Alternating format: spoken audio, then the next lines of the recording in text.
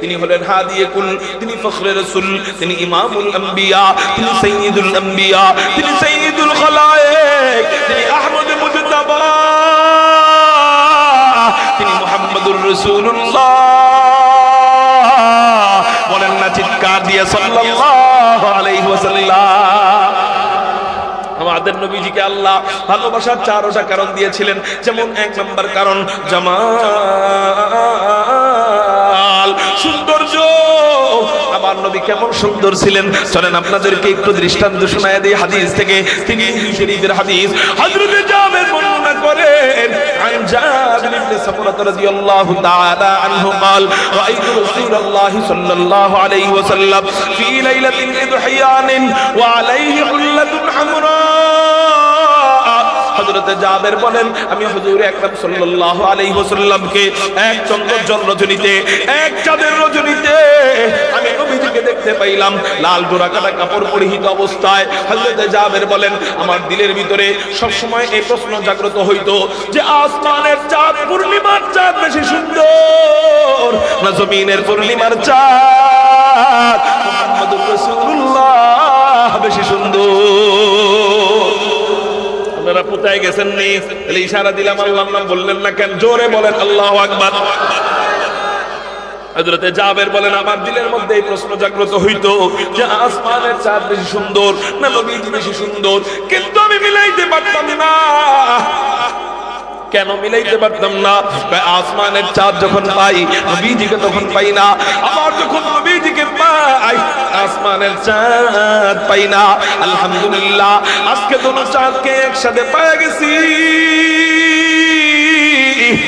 আসমানের চাঁদও পেয়ে গেছি, জমিনের পূর্ণিমার চাঁদ মুহাম্মদুর রাসূলুল্লাহকেও পেয়ে গেছি। এবার আমি একটু মিলায় দেখবো আসমানের চাঁদ বেশি সুন্দর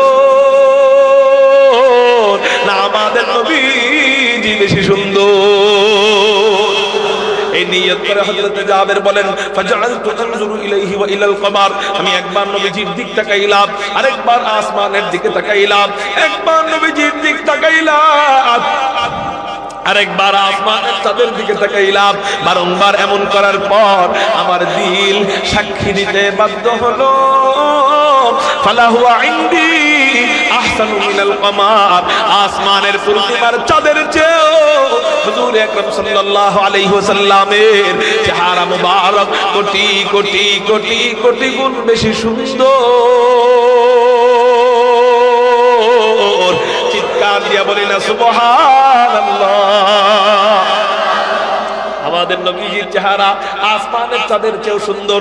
আসমানের চাঁদের ভিতরে তো খুদ পাওয়া যায়, চিৎকার দিয়ে বলেন না কি পাওয়া যায়? খুদ পাওয়া যায়। আসমানের চাঁদের দিকে তাকাইবেন দেখবেন কেমন কেমন যেন কালো কালো দাগ। আমার নবীজির চেহারার মধ্যে কোনো কালো দাগ তো দূরে থাক, কোনো কালো দাগ তো দূরে থাক, বরং নবীজির চেহারার দিকে যখন সাহাবায়ে কেরাম তাকাইতেন দূর থেকে নবীজির নাক মোবারক মনে হইতো যেন চিক চিক চিক চিক চিক চিক করতেছে। ধারালো তরবারি সূর্যের সামনে রাখলে যেমন চিক চিক করে, আমার নবীজির নাক মোবারকের দিকে তাকাইলে মনে হইতো এরকম চিক চিক চিক চিক চিক চিক করে। নবীজির দাঁতের ফিটকে দিয়া নবীজি যখন হাসি দিতেন দাঁতের ফাঁক দিয়া, দাঁতের ফাঁকা দিয়া, দাঁতের ফিটকে দিয়া মনে হইতো যেন নূরের তাজাল্লি বেয়ে বেয়ে পড়তেছে। এই হলো আমাদের নবীজির চেহারা। এই জন্যই তো হযরত আয়েশা রাদিয়াল্লাহু তাআলা আনহাকে রমণীরা জিজ্ঞাসা করেন আপনাদের কষ্ট হইতেছে নি? চিৎকার দিয়া কোন শেষ কি কইরা দিবনি? তাহলে চিৎকার দিয়া বলেন আল্লাহু আকবার। নবীজির চেহারার আলোচনা যদি কেউ তোমার নতুন বউর সৌন্দর্য আলোচনা করে তোমার মজা লাগে, আরে এর চেয়েও তো বেশি মজা লাগার কথা আমার নবীজির চেহারার সৌন্দর্যের ব্যাপারে আলোচনা করলে, ঠিক না ঠিক? কারণ আমরা গর্ব করব জান্নাতের ভিতরে যে আমাদেরকে আল্লাহ এই চেহারাওয়ালা নবীর উম্মত বানাইছেন, এই জন্য গর্ব করতে পারি। তো এটা আগে শুনতে হবে আমার। হযরত আয়েশা রাদিয়াল্লাহু তাআলা আনহাকে রমণীরা জিজ্ঞাসা করেন ওগো আম্মা জান আয়েশা বলো তো দেখি হযরত ইউসুফ বেশি সুন্দর না তোমার স্বামী মুহাম্মদ বেশি সুন্দর? হযরত আয়েশা মনে মনে চিন্তা করেন আমি যদি বলি ইউসুফ সুন্দর মানুষ বলবে না। এখানে প্রশ্ন এমন ভাবে করছে উত্তর যেটাই দিবেন আটকায় যেতে পারে। কারণ যদি বলেন ইউসুফ সুন্দর মানুষ বলবে নিজের জামাই রেখা আরেক বেটারে সুন্দর কয়, আর যদি বলে আমার স্বামী মুহাম্মদ সুন্দর, মানুষ বলবে দেখছো নিজের জামাই কালা হলেও তো বিবির কাছে ভালা, এই জন্য সুন্দর কয়, সদর প্রীতি করে। এই জন্য হযরত আয়েশাকে আল্লাহ হিকমতের জ্ঞান দান করেছিলেন। আল্লাহ বলেন ওয়াল কুরআনিল হাকীম, এই কুরআন হিকমত ওয়ালা, এই কুরআন যে পড়ে, এই কুরআন যে পড়ায় আল্লাহ এদেরকে হিকমত ওয়ালা বানাইয়া দেয়। হযরত আয়েশা বলেন দেখো আমি তো ইউসুফকে দেখি নাই, এজন্য আমি জানি না কে বেশি সুন্দর, তবে আমি একটা যুক্তি পেশ করতেছি, তোমরা মিলাইয়া নিও। কয় কি যুক্তি? কয় ইউসুফকে দেখা মিশরের রমণীরা তো হাত কাটছে হাত, কিন্তু আমার স্বামী মুহাম্মদকে ওই রমণীরা যদি একবার দেখতো তাহলে শুধু হাত নয়, তাহলে হযরতে হামজার মতো তাজা কলিজা কাইটা কাইটা দিয়ে দিত। ও আগামীর মধ্যে মুজাহিদরা, ও রাসূলের আশিক উম্মতেরা, আমরা নবীজিকে দেখি নাই, আপনারা নবীজিকে দেখেন নাই, তারপরে উলামায়ে কেরাম যদি নবীর ইজ্জতকে হেফাজত করবার জন্য, খাতমে নবুয়তের চেয়ারকে সমুন্নত করবার জন্য, নবীর জন্য হাসতে হাসতে তাজা রক্ত দিতে ডাক দেয়, হযরত হামজার মতো হাসতে হাসতে তাজা রক্ত আর তাজা কলিজা দিয়ে দিতে রাজি আছেন কারা কারা? আল্লাহু আকবার বলে হবে।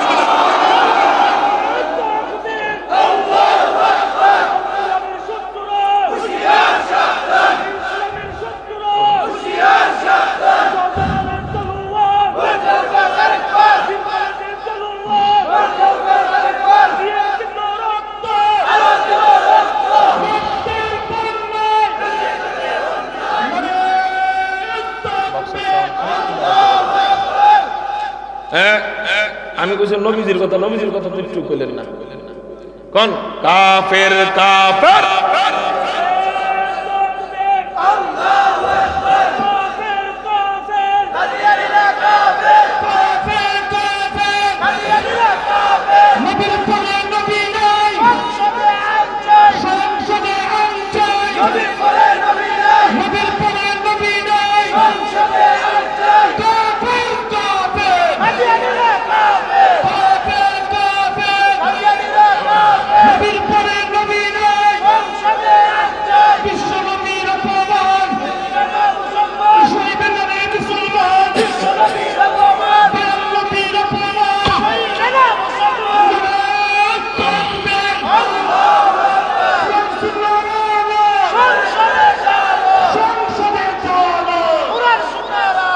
মুহতারাম হাজিরিন, এই হলো নবীজির চেহারা।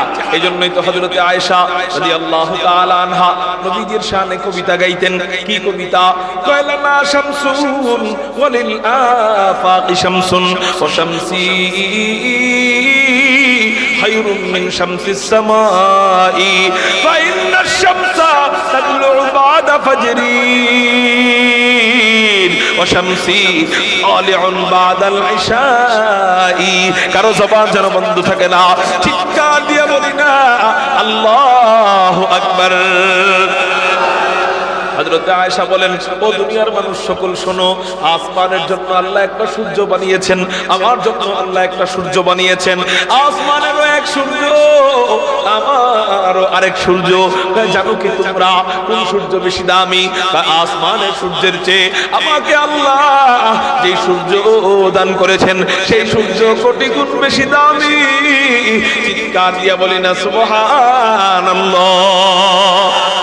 শুধু তাই না, শুধু তাই না, আসমানের সূর্য কখন উদিত হয়?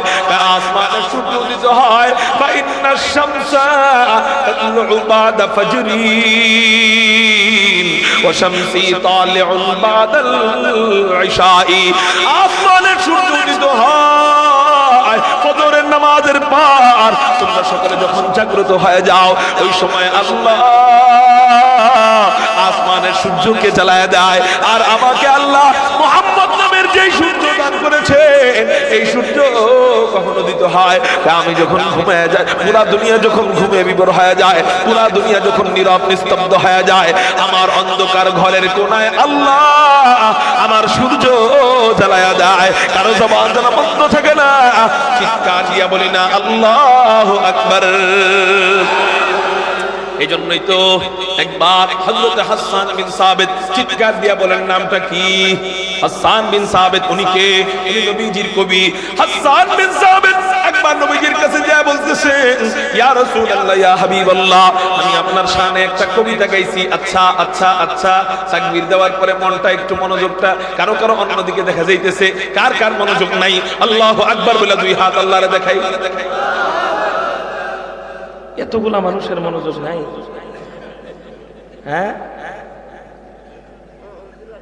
তো জায়গা জায়গা, হ্যাঁ জায়গা নাকি? কই আসলে মনোযোগ? নাকি বক্সের সাউন্ড বুঝতেছেন না আপনারা? কোনটা? আমার কথা কি বুঝেন না আপনারা? তো পেছ লাগাই দিবেন ওয়াজে। কারা কারা মনোযোগ দিবেন আল্লাহু আকবার বলে হাত উঠান। রাজি আছেন ইনশাআল্লাহ? আল্লাহ তুমি কবুল করো বলি আমিন।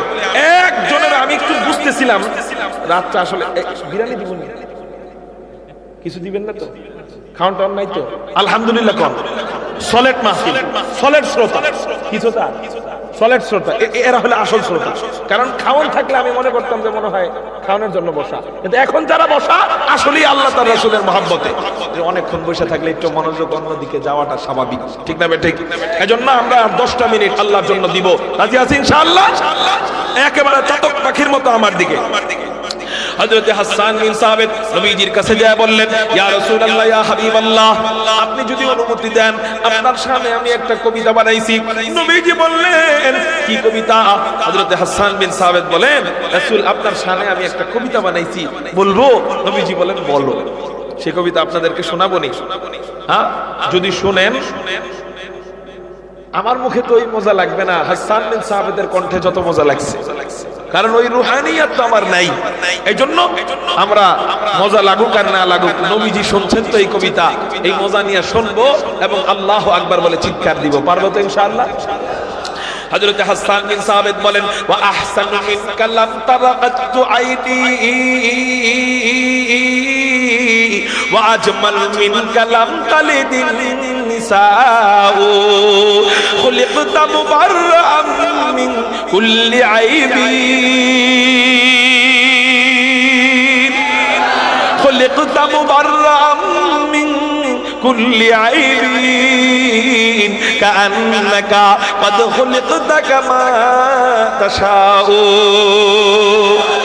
হযরত হাসান বিন সাবিত বলেন, ওয়া আহসানু মিনকা লাম তারাকাতু আইনি, ওয়া রাসূলুল্লাহ, আল্লাহ আপনারে এত সুন্দর করে বানাইছেন, আপনি এত সুন্দর, আপনি এত সুন্দর, পৃথিবীর কোন মা, পৃথিবীতে আপনার চেয়ে সুন্দর কোন সন্তান আমি এই দুই চোখ দিয়ে দেখি নাই। চিৎকার দিয়া বলেন সুবহানাল্লাহ। আপনি এত সুন্দর, পৃথিবীর কোন মহিলা আপনার চেয়ে সুন্দর সন্তান জন্ম দিতে পারে নাই। চিৎকার দিয়া কোন সুবহানাল্লাহ। এই জন্যই তো নবীজির মা হযরত আমেনা বলেন, আমার গর্ভ থেকে যখন আমার সন্তান বের হয়, আমার গর্ভ থেকে যখন আমার সন্তান ভূমিষ্ঠ হয়, অন্যান্য মায়েদের প্রসব বেদনায় কত কষ্ট হয়, কিন্তু আমার তো কোনো কষ্ট দূরে থাক, বরং এতটা আনন্দ লেগেছে, এতটা আরাম লেগেছে, ইতিপূর্বে এতটা আরাম আমি পাই নাই। রহমাতুল লিল আলামিন খান দশ খোদা বন্দে করিম, রহমাতুল লিল আলামিন খান দশ খোদা বন্দে করিম, খলক খলক কওল ফিআলু হাদিসান थे वो हमीद वमा अरसलनाका इल्ला रहमतल लिल आलमीन।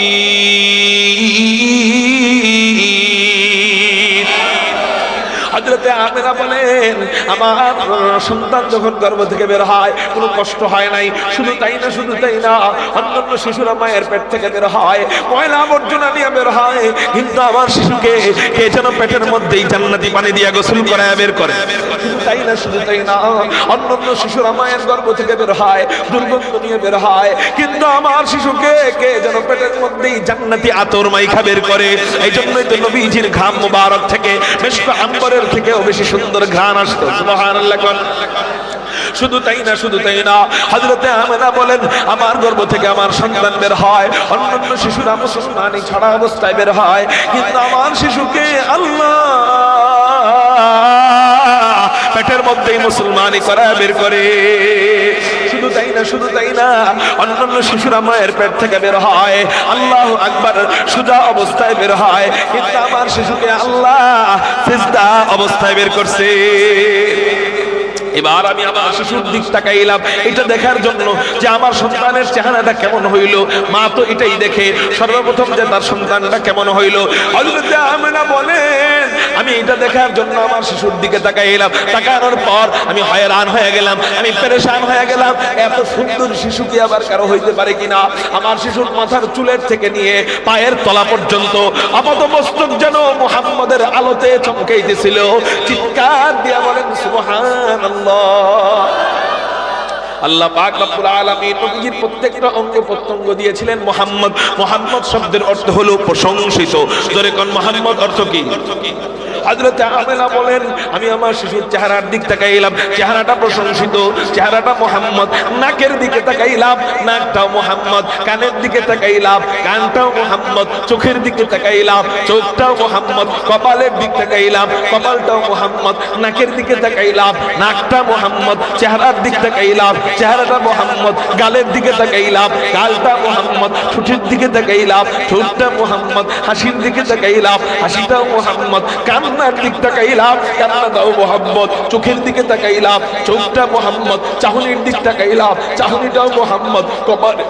কপালের দিক তাকাইলাম, কপালটাও মুহাম্মদ। মাথার দিকে তাকাইলাম, মাথাটাও মুহাম্মদ। চুলের দিক তাকাইলাম, চুলটাও মুহাম্মদ। কাঁধের দিক তাকাইলাম, কাঁধটাও মুহাম্মদ। সিনার দিক তাকাইলাম, সিনাটাও মুহাম্মদ। পেটের দিকে তাকাইলাম, পেটটাও মুহাম্মদ। উরুর দিক তাকাইলাম, উরুটাও মুহাম্মদ। হাত পায়ের দিক তাকাইলাম, হাত পাটাও মুহাম্মদ। হযরত আমেনা আল্লাহরে ডাক দিয়া বলেন আল্লাহ এমন কি শিশু তুমি আমাকে দান করলা যেই শিশুর সব কিছু মুহাম্মদ। এমন দামি শিশু, এমন হাই কোয়ালিটি শিশুর নাম আমি কি রাখতে পারি? আল্লাহ পাক রব্বুল আলামিন হযরত আমেনার অন্তরের হাইলা দিলেন, ও আমেনা রে, যেই শিশুর সব কিছু মুহাম্মদ সেই শিশুর নাম আর মুহাম্মদ বাদে রাখবা কেন? এক কাজ করো না, এই শিশুর নামটাও রাইখা দাও মুহাম্মদ। লা ইলাহা इल्लल्लाह में नुक़ता नहीं, देखिए क्या रब्त है कुदरत के ऐसे पैगाम में अब इज़ाफ़ा गैर मुमकिन है खुदाई कसम, एक नुक़ता के भी गुंजाइश नहीं इस्लाम में। যেমন না যেমন চেহারা ওইরকম আল্লাহ পারফেক্ট নাম রাখলেন। সুবহানাল্লাহ বলেন। যেই চেহারার সাথে দুনিয়ার আর কারো চেহারা মিলে না, যেই চেহারার চেয়ে সুন্দর দুনিয়ার আর কারো চেহারা হতে পারে না, ঠিক যেই নামের চেয়ে সুন্দর নাম আর কারো হতে পারে না।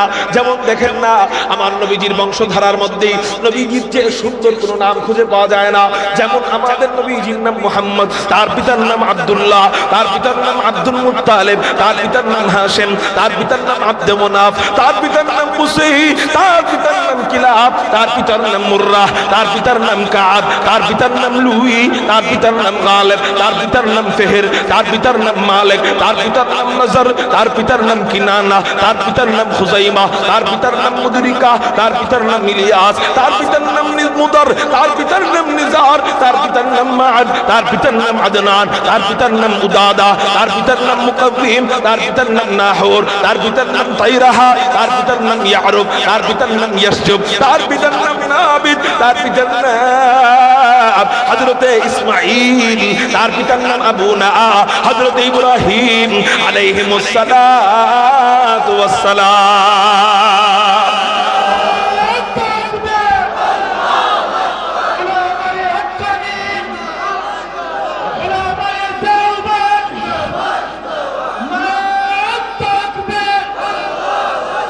মুহতারাম হাজিরিন, এই বংশধারার ভিতরে দুইজন নবী পাওয়া গেল এখন, একজন ইব্রাহিম আর একজন হযরতে ইসমাঈল। হযরত আমাদের নবীজির নাম আল্লাহ মুহাম্মদ নাম না রাইখা ইব্রাহিমও তো রাখতে পারতেন, ইসমাঈলও তো রাখতে পারতেন, ওগুলাও তো সুন্দর নাম, ঠিক আছে না? ইব্রাহিম নাম সুন্দর না?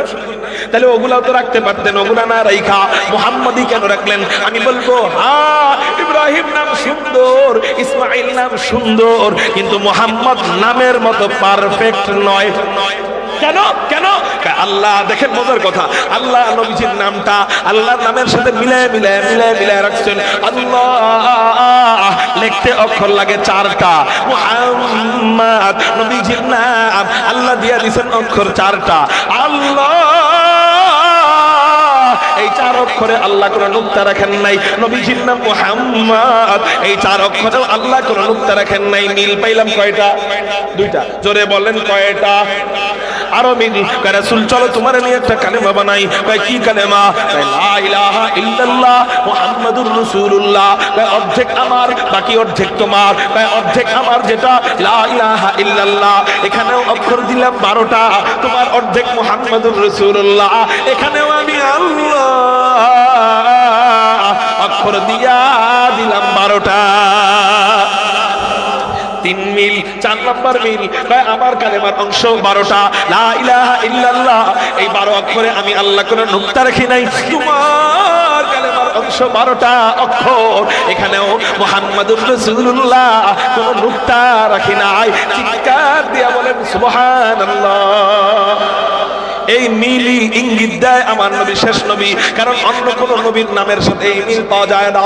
যেমন লা ইলাহা ইল্লাল্লাহ আদম সফিউল্লাহ, নুক্তা এসে যায়। লা ইলাহা ইল্লাল্লাহ ইব্রাহিম খলিলুল্লাহ, নুক্তাও এসে যায়, অক্ষর বেড়ে যায়। ভাই লা ইলাহা ইল্লাল্লাহ, আমার দিকে দেখেন, লা ইলাহা ইল্লাল্লাহ ইসমাঈল যবিহুল্লাহ, নুক্তাও এসে যায়, অক্ষর বেড়ে যায়। লা ইলাহা ইল্লাল্লাহ মুসা কালিমুল্লাহ, অক্ষর ঠিক আছে, নুক্তা এসে যায়। তাহলে হুজুর এত 4 দিক থেকে পারফেক্টলি এটাকে আবার পাওয়া যায়নি? হ্যাঁ পাওয়া যায়। এই নাম কার নাম? যিনি খাতামুন নবীয়িন, যিনি সাইয়্যিদুল মুরসালিন, যিনি খাতামুন নবীয়িন, যিনি সাইয়্যিদুল আম্বিয়া, যিনি সাইয়্যিদুল খালায়েক, যিনি আহমদ মুজতাবা, যিনি মুহাম্মাদুর রাসূলুল্লাহ সাল্লাল্লাহু আলাইহি ওয়াসাল্লাম, তার নামের সাথে মিলে যায়। তাই কেমনে? লা ইলাহা ইল্লাল্লাহ মুহাম্মাদুর রাসূলুল্লাহ বলেন না চিৎকার দিয়ে সাল্লাল্লাহু আলাইহি ওয়াসাল্লাম। তাহলে মুহতারাম হাজিরিন, আজকে যদি নাম নিয়ে আলোচনা শুরু করি, একটু আগে চেহারা নিয়ে আলোচনা করতেছিলাম, কথা এসে গেল এই জন্য বললাম, নাম নিয়ে যদি আলোচনা শুরু করি, আল্লাহর কসম করে বললেও ভুল হবে না, 4.5 ঘন্টা থেকে 3 ঘন্টা চলে যাইতে পারে। এই জন্য আমি নাম নিয়ে আর আলোচনা আজকে করব না ইনশাআল্লাহ। এই মুঈন যুবকরা যদি আবার আনেন, নিজেকে যদি থাকে, ডেট যদি দিতে পারি ইনশাআল্লাহ, সামনে কখনো নবীজির শুধু নাম নিয়া, এই নামের ভিতরেই খতমে নবুয়তের দলিল পাওয়া যায়, নামের ভিতরেই কত তাৎপর্য আছে। শুধু নাম নিয়ে মানুষের এত আলোচনা হইতে পারে কিনা, এটা আপনাদের সামনে আরেকদিন শোনাবো। আজকে চলতেছে নবীজির চেহারা নিয়ে। কি নিয়ে মনে আছে নি? হযরত আমিনা বলেন, আমি যেই দিকটা তাকাই ওই দিকটাই যেন মুহাম্মাদের নূরে চমকাইতেছিল। ওই চেহারা দেখার চেহারার অনুযায়ী নাম হইছে, আর এমন নাম হইছে এই নাম পৃথিবীর কারোর সাথে মিলে না। সুবহানাল্লাহ বলেন। তাহলে মুহতারাম হাজিরিন, এতক্ষণ পর্যন্ত আমরা চেহারা বর্ণনা পাইলাম 4 জনের থেকে। জোরে কোন কয় জনের থেকে? মানুষ মানুষকে কয় কারণে ভালোবাসে মনে আসেনি? 1 নাম্বার কারণ সৌন্দর্য। জোরে কোন 1 নাম্বার কারণ? তো সৌন্দর্যের বর্ণনা পাইলাম কয় জনের থেকে? 1 নাম্বার হযরতে জাবের, 2 নাম্বার হযরতে আয়েশা, 3 নাম্বার হযরতে আমেনা, 4 নাম্বার হযরতে হাসান বিন সাবিত। আচ্ছা আপনারা বলেন না, এই 4 জন কি নবীজির নিজের দলের লোক না শত্রুর দলের লোক? বুঝেন নাই? এই 4 জন কি নবীজির নিজের দলের লোক না বিরোধী দলের লোক? হ্যাঁ, নিজের দলের লোক প্রশংসা করলে এটা বেশি মজবুত হয় না বিরোধী দলের কেউ প্রশংসা করলে বেশি মজবুত হয়? হ্যাঁ, কয় হুজুর আওয়ামী লীগের নেতার প্রশংসা তো আওয়ামী লীগরা করবেই, বিএনপির নেতার প্রশংসা তো বিএনপিরা করবেই। হযরত আমাদের নবীজির প্রশংসা এরকম সাহাবায়ে কেরামরা করছেন, এটা তো স্বাভাবিক একটা বিষয়। আমি বলবো না না না, আমার নবীর অন্য কোন নেতার সাথে মিলাইলে চলবে না। আল্লাহ আমাদেরকে একজন এমন মহান নেতা দান করছেন, যেই নবীজির এক একটা গুণ আল্লাহ এমন ভাবে দান করছেন, যেই গুণাগুণগুলা দেখা শুধু নিজের দলের লোকেরাই নয়, বরং বিরোধী দলের লোকেরা এক একটা গুণাগুণ দেখা কালেমা পড়া পড়া মুসলমান হয়ে গেছে। মুহতারাম হাজিরিন, তাহলে বিরোধী দলের কেউ নবীজিকে দেখা মুসলমান হয়েছে কিনা একটা হাদিস বলে আমার বয়ান শেষ করব। কয়টা হাদিস? বুঝতেছি আপনাদের অনেক কষ্ট হইতেছে। একটা হাদিস খুব মনোযোগ দেন। এমন অনেক হাদিস আছে যে নবীজিকে দেখে মুসলমান হয়েছে। আজকে শোনাবো একটা। হযরতে আব্দুল্লাহ ইবনে সালাম বর্ণনা করেন, তিরমিজির হাদিস। কোন কিতাবে? তিরমিজি শরীফের হাদিস। হযরত আব্দুল্লাহ ইবনে সালাম কে, উনি হলেন ইহুদিদের পণ্ডিত। উনি বর্ণনা করেন মুহাম্মদ নামক একজন ব্যক্তি হিজরত করে মদিনায় আসলো, আমি তার যাচাই বাছাই করার জন্য যাইতেছিলাম। হযরত আব্দুল্লাহ চিন্তা করেন মানুষ তো দেখেই মুসলমান হয়ে যাইতেছে, আমি দেখেই মুসলমান হব না, যেহেতু আমি ইহুদিদের আলেম, আলেমরা চকচক করলেই শোনা হয়। আলেমরা অনেক পাবলিক তো লেন্ডারে দেখা কয় পীর বাবা, ঠিক না বেঠিক? একটু ম্যাজিক দেখাইতে পারে, একটু ম্যাজিক দেখাইলে হ্যাঁ বাবার হাতে টাকা, কাগজ আসলে এখন এটা কেমনে টাকা হয়ে গেল। ওরা যদি পীর হয়, কারামতি দেখাইতে পারলেই যদি পীর হয়, তাহলে তো ওই যে দেখবেন ওই হাতে ম্যাজিক খেলা দেখাইতে আসে, জাদুর খেলা দেখাইতে আসে, আসে না? হাতে ঢুকায় কাগজ, বের হয় কবুতর, কিন্তু এটা বড় পীর। পীর হওয়ার লাইসেন্স কি জাদু দেখানো আর কারামতি দেখানো? না, পীর হওয়ার লাইসেন্স ও সুন্নত। যে বেশি সুন্নত মানবে সে তত বড় পীর। একটাই লাইসেন্স, ওই লাইসেন্স নিয়ে আলোচনা হইতেছে, কিন্তু আসেন সামনে মিলাই দিব, তাহলে ওয়াজ বুঝবেন। মুহতারাম হাজিরিন, হযরত আব্দুল্লাহ বলেন এই বেটাটা কেডারে, আমার একটু যাচাই বাছাই করা দরকার। মানুষ যায় যায় দেখে দেখে মুসলমান হইতেছে, আমি যেহেতু আলেম এই জন্য আমি দেখেই মুসলমান হব না, আমি একটু কিতাব দিয়া, আমি একটু ইলম দিয়া যাচাই বাছাই করব। উনি তাওরাত থেকে একটা প্রশ্ন, জাবুর থেকে একটা প্রশ্ন, ইনজিল থেকে একটা প্রশ্ন, এরকম তিনটা প্রশ্ন নিয়ে উনি নবীজির দরবারে যাইতেছেন যাচাই বাছাইয়ের জন্য, আটকানোর জন্য। কিসের জন্য? প্রশ্নগুলা কি কি শুনবেন, দেখেন কত কঠিন। এক নাম্বার প্রশ্ন, কিয়ামতের পূর্বে সর্বপ্রথম বড় আলামত কোনটা? দুই নাম্বার প্রশ্ন, জান্নাতীরা জান্নাতে যাওয়ার পর আল্লাহ সর্বপ্রথম জান্নাতীদেরকে কোন খাবার দিয়ে মেহমানদারি করাবেন? তিন নম্বর প্রশ্ন, সন্তানের চেহারা কখনো বাবার মতো কেন হয়, কখনো মায়ের মতো কেন হয়? এই তিনটা প্রশ্ন নিয়ে নবীজির দরবারে যাইতেছেন। অন্যান্য ইহুদিরা বলেন ও আব্দুল্লাহ ইবনে সালাম তুমি কই যাও? আব্দুল্লাহ ইবনে সালাম বলেন কে নাকি নবী দাবি করছে, আমি একটু ওখানে আটকাইতে যাই। কয় ও আব্দুল্লাহ ইবনে সালাম, ও নেতা সাহেব আপনি একা যাবেন কেন? আমরাও আপনার সাথে যাব। হযরত আব্দুল্লাহ ইবনে সালাম বলেন চলো তাহলে। হযরত আব্দুল্লাহ ইবনে সালাম বিশাল বড় ইহুদিদের কাফেলা নিয়ে নবীজির দরবারে রওনা হয়ে গেছেন। নবীজি যখন মসজিদে নববীতে মিম্বরে বসে বসে সাহাবায়ে কেরামদেরকে এইভাবে সামনে নিয়ে এই হাদিস পাঠ করতেছিলেন, আফশুস সালাম ওয়া তুইমুত তুআব ওয়া সাল্লু বিল লাইল ওয়ান নাসু নিয়াম তাদখুলুল জান্নাতা বিসালাম। এই হাদিস যখন তেলাওয়াত করতেছিলেন নবীজি হযরত আব্দুল্লাহ ইবনে সালাম ইহুদিদের বিশাল জামাত নিয়ে মসজিদে নববীর ভিতরে ঢুকতেছেন। ওনার নিয়ত উনি দেখা মুসলমান হবেন, যাচাই বাছাই কইরা মুসলমান হবেন, প্রশ্ন করবেন তিনটা। এই নিয়ত করে মসজিদে যখন ঢুকছেন নবীজির চেহারা মুবারকের উপর হযরত আব্দুল্লাহ ইবনে সালামের নজরটা যখন পড়ে গেছে